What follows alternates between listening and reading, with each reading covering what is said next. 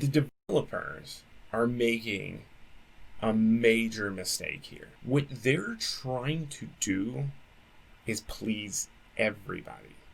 Players such as myself who actually want to try to improve and get better, that's what actually makes the game fun. The team aspect of this game is what makes it fun. The grinding of the ladder is actually what makes it fun. Yeah, I know, I'm probably crazy thinking that, but that's literally what makes this game fun.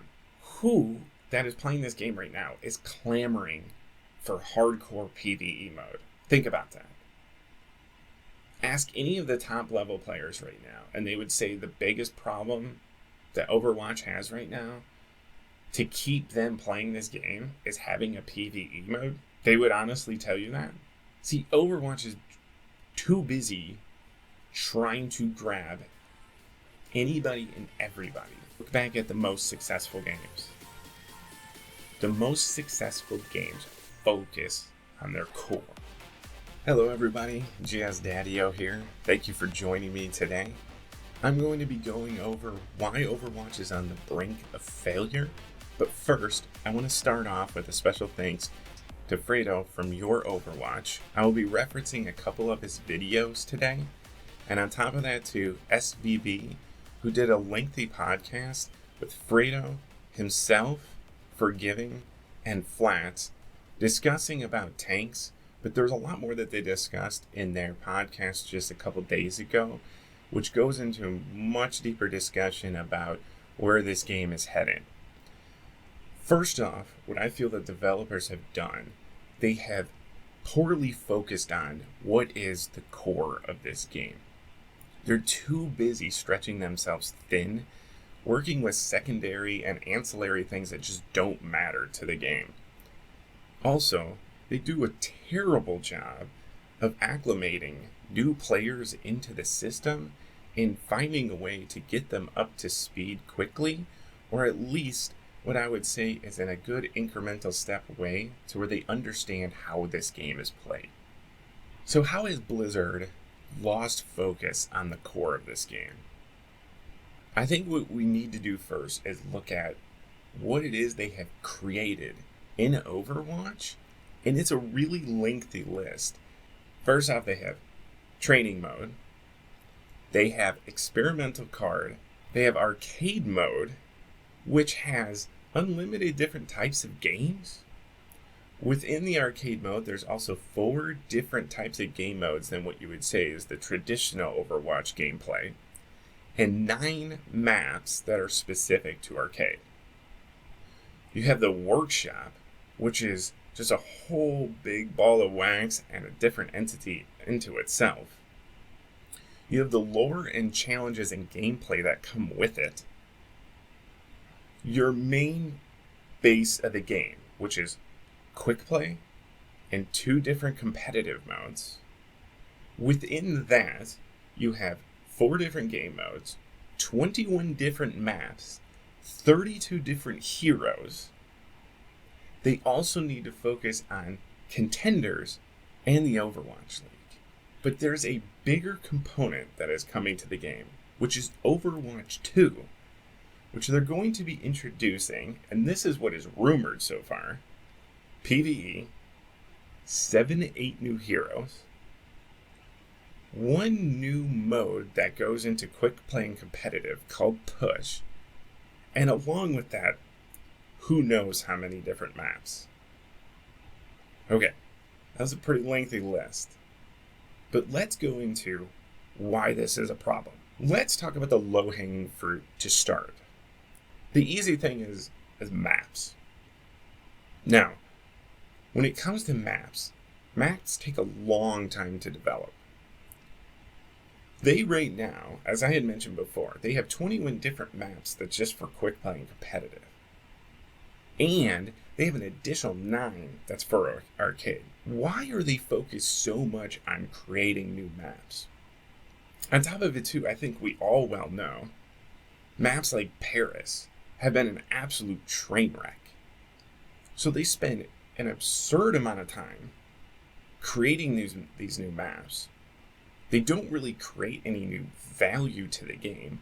Most people get upset with these maps and just don't really care that they're added into the game. Think about it this way too when it comes to business. Risk and reward. What they're doing is they're creating something that's high risk, very low reward. It's just, they're sucking all their resources into an aspect of the game. Like, no one's buying this game going, I'm glad Paris is now a map.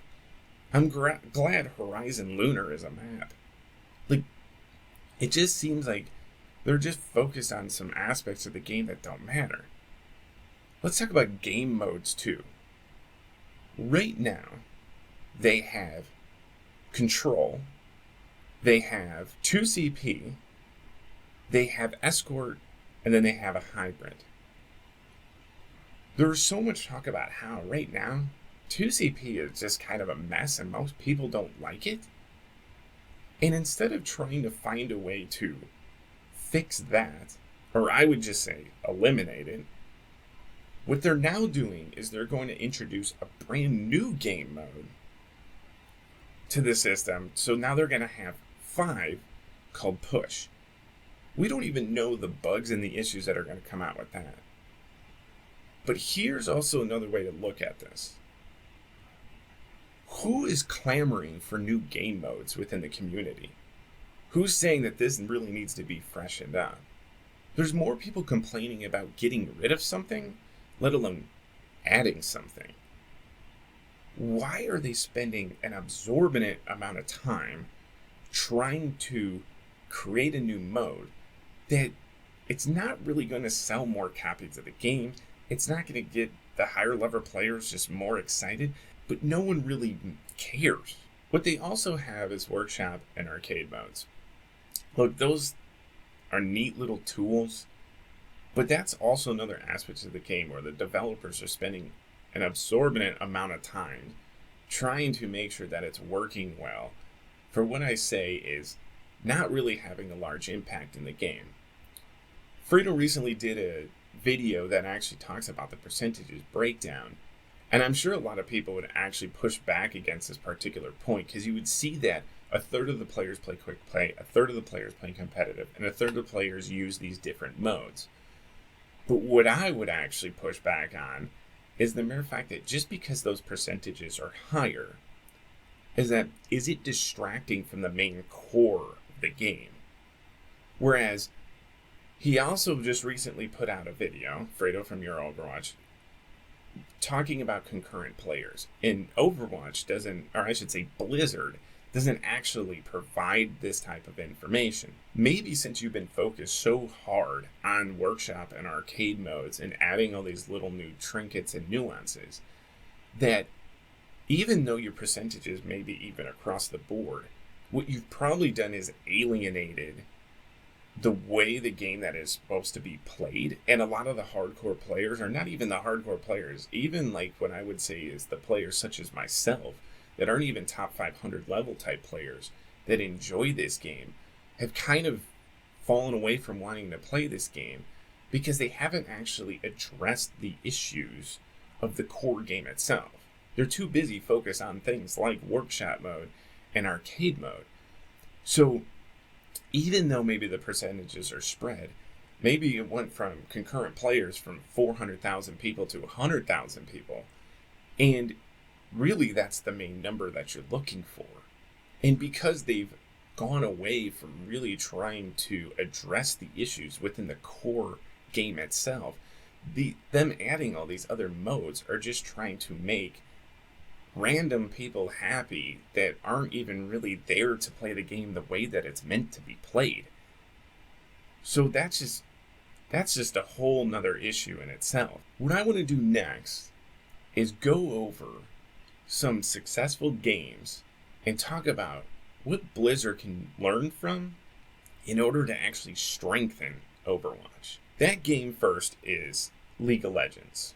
Now, I'm not comparing League of Legends the game to Overwatch the game. I'm looking at the aspects of what has made League of Legends so successful.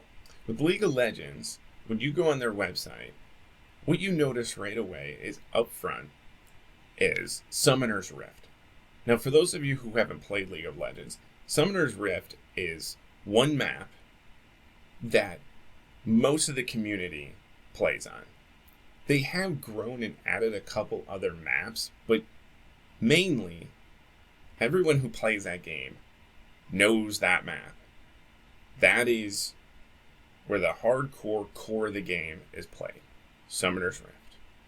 Okay, one map. Second, one game mode.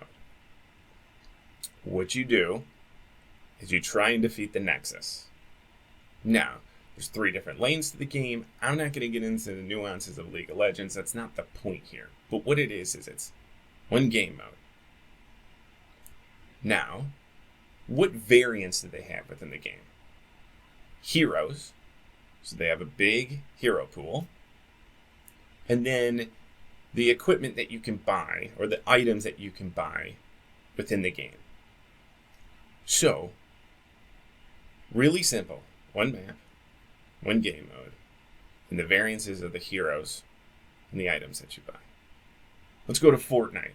Again, nothing like Overwatch. Fortnite also has a very similar breakdown as to League of Legends. You have one map.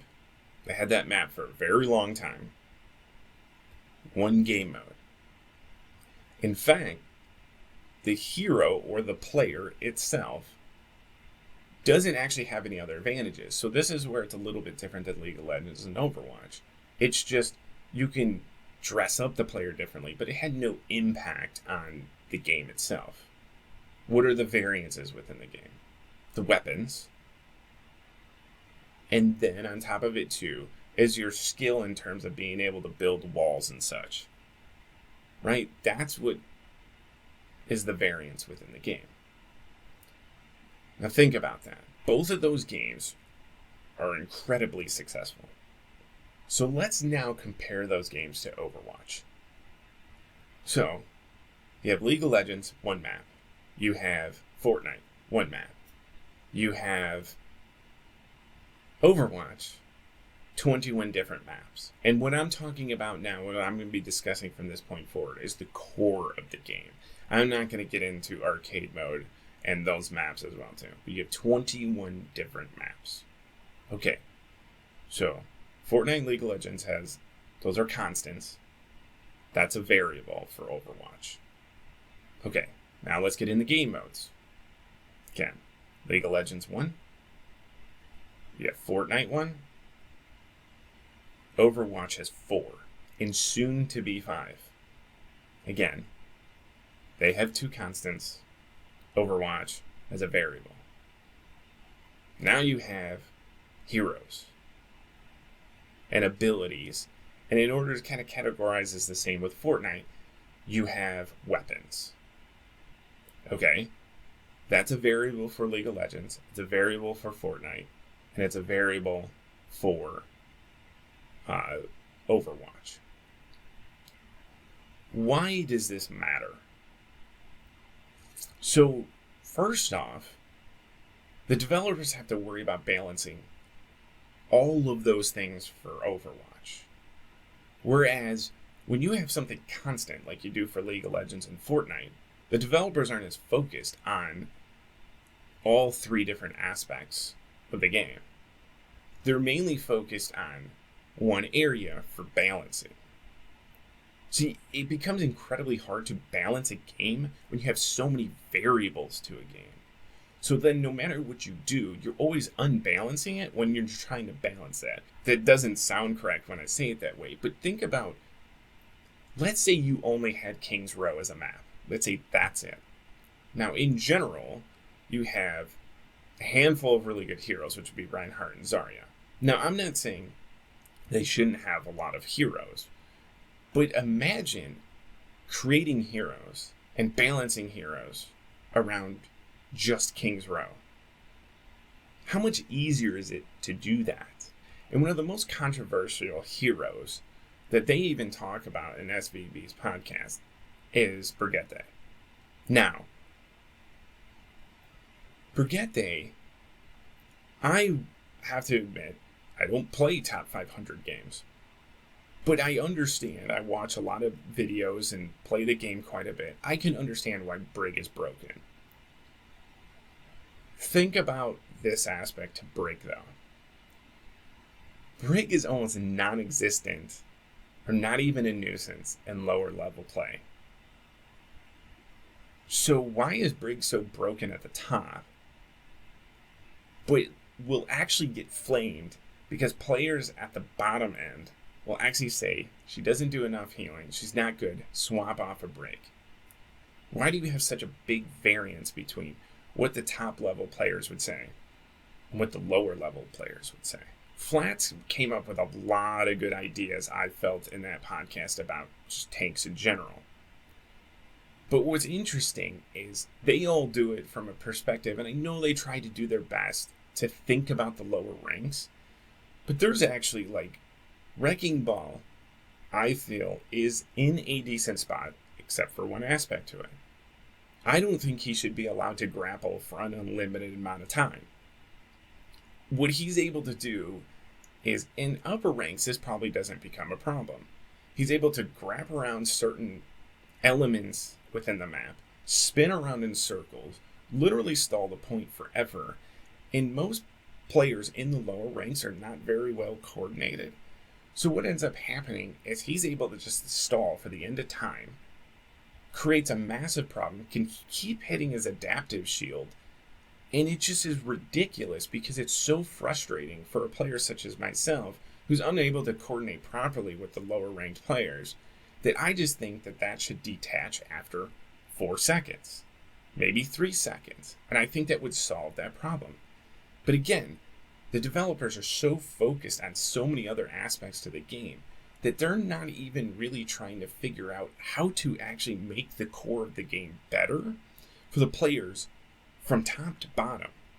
I think what they should be doing is listening to Forgiven, to Flats, to Fredo, to SVB, and taking that into consideration. But they don't even have time to take that in consideration, and on top of that too, take into consideration what's happening in the lower ranks. This is what's such a major problem, because there's another hero, and I'm not going to get down to the rabbit hole breaking down all these different heroes. This is going to be the last one that I'm going to talk about. But Bastion is probably the worst hero in this game. Here's the reason for it. He's absolute trash in the upper levels and a complete menace in the lower levels. The reason why he's trash in the upper levels is because he has no mobility. And all you need is some teamwork and you can destroy him. But in the lower levels, he can 1v1 everybody and rip through them in seconds. And you need a team, or I should say just partial coordination. And that's almost non-existent in the lower ranks. This is why I go back to all the different game modes, all the different maps, all the different heroes. It creates so many different elements that you're always going to have such a big, chaotic, unbalanced system because you can go in multiple different directions. But this brings me into another point, which is the onboarding of newer players. The tutorials in this game are trash. 100% trash. This is how you actually get acclimated into the game. You play soldier for like 3 seconds, you run around, and then boom, you're playing this game in quick play in like no time at all, with every single hero unlocked, every single mode unlocked, and every single map unlocked. Also on top of it too, you can look at your screen and you have 50 different types of game modes you can play as well too. How in the world are newer players going to have any clue on how to actually get acclimated to this game? Literally by grinding for hours and hours and hours, that's your solution? Look, if we want to go back and take a look at a game like League of Legends has what I would say is a more incremental step into getting into the game. Now, it is very daunting, the amount of heroes that they have. It's a massive list. But if you think about it this way, if that's the only variable I have, that's the one thing that you're trying to learn. But on top of it too, when you get into the game for the first time, you don't just get access to every single hero. You actually can only get a very limited pool. And so you're able to kind of like baby step into the game. But on top of it too, you're also not trying to learn new maps and new game modes. Look, I have some players that I play with that don't play that regularly, that still don't even know where the spawns are on some of these maps. Think about all those different elements. The tutorials are just garbage, and they don't give people an opportunity to actually acclimate to the game. But then on top of that too, they're building PvE. This just doesn't make any sense. This game was literally created around PvP. Now they are spending an exorbitant amount of time creating a PvE with even new types of abilities. For what reason? See, the developers, I feel, are making a major mistake here. What they're trying to do is please everybody. They are trying to get people that like PvE into the game. They're trying to make sure they accommodate solo queue players. They're making sure they try to accommodate the casual players. The definition of casual players is probably one of the dumbest definitions and actually should be completely taken out of games, because anything in life can be taken casually. Just because you take something casually doesn't mean you're actually having more fun in the game. Players such as myself, who actually want to try to improve and get better, that's what actually makes the game fun. The team aspect of this game is what makes it fun. The grinding of the ladder is actually what makes it fun. Yeah, I know, I'm probably crazy thinking that, but that's literally what makes this game fun. Who that is playing this game right now is clamoring for hardcore PvE mode? Think about that.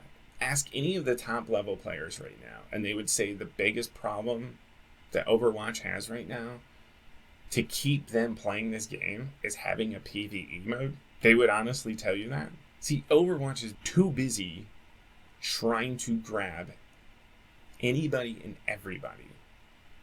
But again, look back at the most successful games. The most successful games focus on their core. So I know I've been focusing on a lot of negative aspects of this game, but I think there's so many of us that really truly love this game and want it to succeed. And in order for something to succeed, I think it's very easy to sit here and rip on it and not come up with solutions. Now, I know some of these solutions would be pretty extreme, and I understand that probably they're not going to be done, but I'm going to bring them up because it's always good to come up with solutions instead of just bashing something all the time. First and foremost, I would actually halt Overwatch 2. They're going to run into a major problem with it. And even though they'll likely sell a lot of copies of it, again, their success may be just selling a bunch of copies, but if they want true long-term success, adding the new mode, adding all of the new heroes, adding all the new maps, is just going to complicate matters within this game. But PvE itself is going to create a much bigger headache than I think they ever anticipate. Here's the reason why. This goes back to Frito's video showing the breakdown of the percentages. Let's say PvE flops, right? Well, then they just spent a bunch of time on something that was a total waste of time. What if it succeeds? That's actually my biggest fear. Because if Overwatch 2 PvE succeeds, what do the developers do now? They're stuck between a rock and a hard place. Because they then have to go further and further away from actually fixing the core of the game or doing things better for the core of the game. Because now you have an entirely new pool of players They're going to want new content for PvE. They're screwed. Overwatch 2 is ultimately going to be the ending of this game. It's not going to look like it at first. You're going to get a spike in people excited for the game, wanting to check new things out, check out the graphics, check out the new modes. It's all going to inevitably wipe out this game. And it all has to do with focus and what the developers are focusing on. And they're going to be spread way too thin. Here's another solution. I would actually go down to 3 game modes. I'd completely wipe out 2CP. And within those game modes, so Escort, Hybrid, and Control, I just have 3 maps each. Imagine just a rotation of 9 maps and just keep it that way. Keep it that way for the longest time. Debug those maps if you need to. Maybe clean up some different aspects of it. But then you don't have to worry about developing anything new. What that does is that helps you focus on proper balancing for the heroes. Now you can keep introducing new heroes. I'm not necessarily opposed to that. I don't think you necessarily stop adding heroes. But I would take the time to clean up what you have now. And then also when you get it down to 9 maps, it helps for newer players to acclimate to the game easier. And this goes into the next aspect of it, is focusing on new players. They need to create much better training tutorials.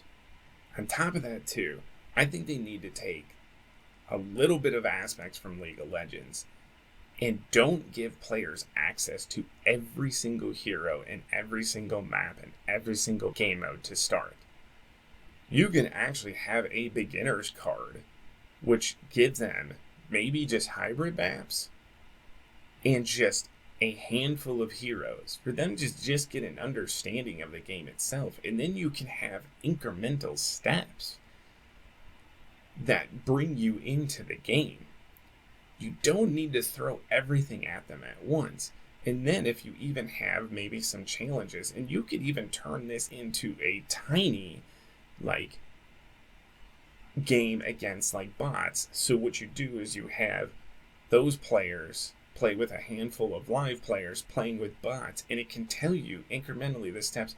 This is what you do when you're taking a control point. Da da da da da da.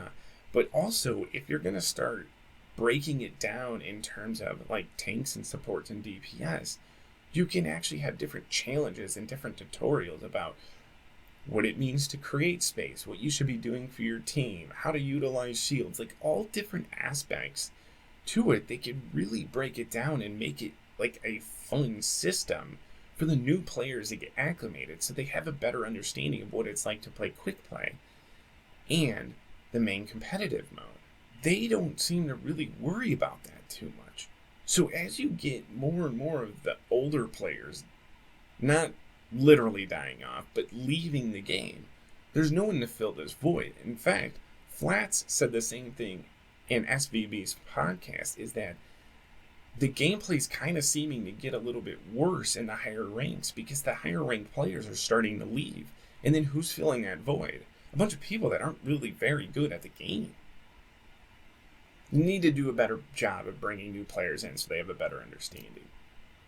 So the one thing that I'm surprised about the developers not focusing more on is the team play aspect of this game. Number one, I think they should punish leavers way more than they do now.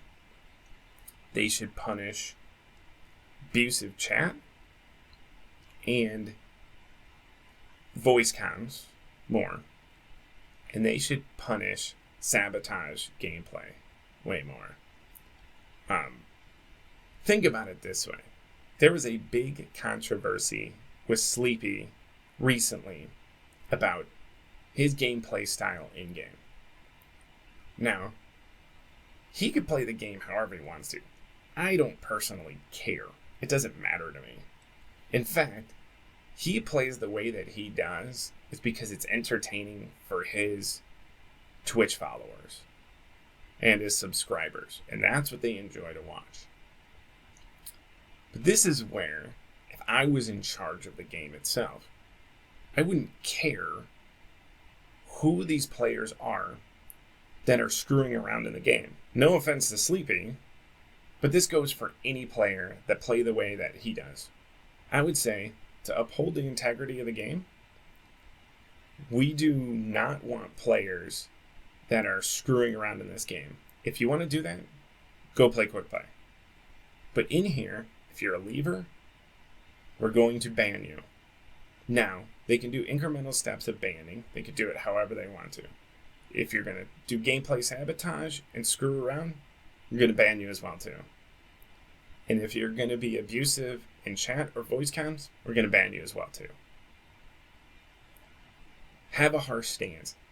Stop catering to these players that are just so detrimental to the competitive scene.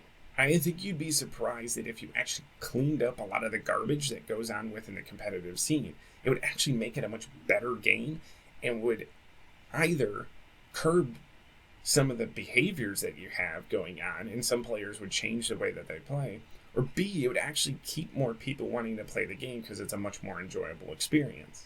Also, what I find amazing is the one thing that they're struggling with in the game is having enough players play tank or support.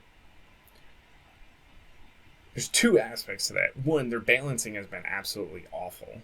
If you go back all the way into January, they have done more nerfs to tanks than buffs. They've done more nerfs to supports than buffs, which has a direct impact on tanking. And they've actually done something like 38 more buffs than nerfs to DPS players. Yeah, that's going to get a lot of tank players who really want to play this game, especially at the lower levels. But here's the other aspect to it.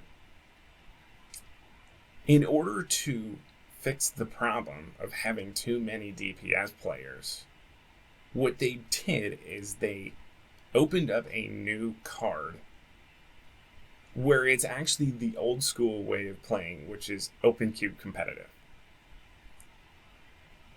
Their solution to fix a problem, because there's too many DPS players, is to literally create a card that will force, I shouldn't say force, that DPS players will gravitate towards, because now they can just queue in faster, play whatever they want to play the way the game is not supposed to be played, create a bunch of players that don't actually understand the way the game's supposed to be played, just so you can get better queue times in competitive.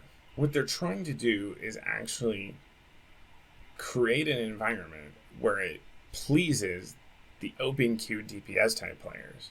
So what I'm surprised about is that they haven't found a way to maybe create a new card that would be based around more team play.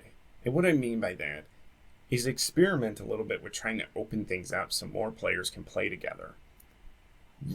Let's look at this from the lower ranks. Right now, I have a friend who plays 1200 SR lower than me. We can't actually play together. So this actually creates an environment where either I need to find a way to lower my SR so I can get down to him, so he can learn to play with me, create a Smurf account, which is, I don't like doing, I think is a bad idea. Instead of trying to find a way for players that want to play together, learn to play together, and kind of open it up a little bit. On top of it too, at the very highest levels, they actually discourage you by playing together by only allowing for one player to play together. Look, I know that there was, quote, issues that people brought up in the past, but I'm going to tell you this. Those issues were invalid. This game's actually a team-based game. Why wouldn't you reward people that want to play together as a team? And if those players end up excelling and beating a lot of other people that are solo queuing in, maybe what that does is that shows the other people that they should be playing this game the way that it's meant to be played, as a team. Maybe they'll open up comms more because they realize that they need to play as a team. Maybe they won't be solo jumping in as a DPS player because they realize that in order to win, you have to play as a team. Why are the developers not focused on this aspect of the game? I don't understand. So here's my quick predictions for this game. They won't do most of the stuff that I just said. And they may add a little bit more to training.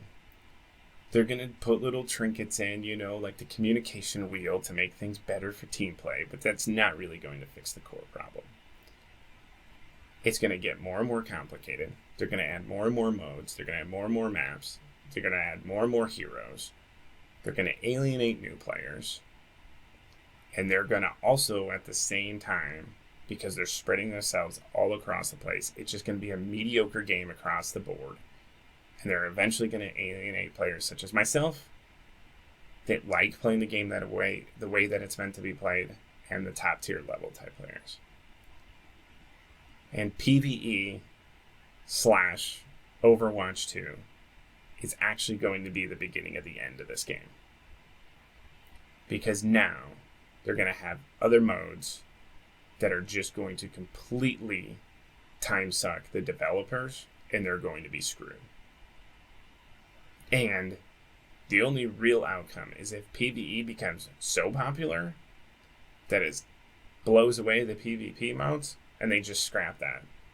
Then you can say, bye to Overwatch League, bye to Contenders, because they're going to be so busy focused on all this other stuff to sell copies of this game. And this game is ultimately going to fail if they keep moving in that direction. I want to give a special thank you to Harris Heller at Alpha Gaming and Devin Nash.